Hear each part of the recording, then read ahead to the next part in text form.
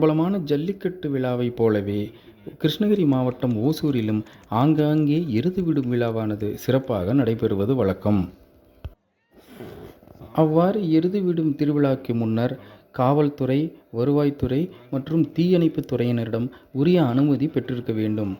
இந்நிலையில் இன்று ஓசூர் அருகே தேவிரிப்பள்ளி என்ற கிராமத்தில் நடைபெற்ற எருது விடும் திருவிழாவிற்கு தலைமை தாங்கி ஓசூர் சட்டமன்ற உறுப்பினர் திரு ஒய். பிரகாஷ் அவர்கள் துவங்கி வைத்தார்.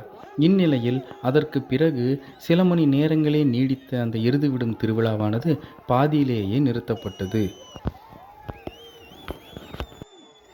எவ்வித முன் அனுமதியுமின்றி விழாவானது துவங்கப்பட்டிருக்கிறது என்று கிராம நிர்வாக அலுவலர் காவல்துறையினரிடம் மற்றும் சார் ஆட்சியர் அவர்களிடம் புகார் அளித்திருந்தார்.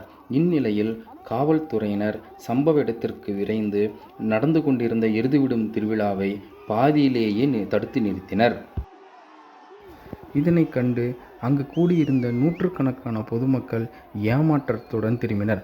அது மட்டும் இல்லாமல் அங்கே அழைத்து வரப்பட்ட காளைகளை அவரவர்கள் வாகனத்திலேயே திருப்பி அனுப்பப்பட்டது.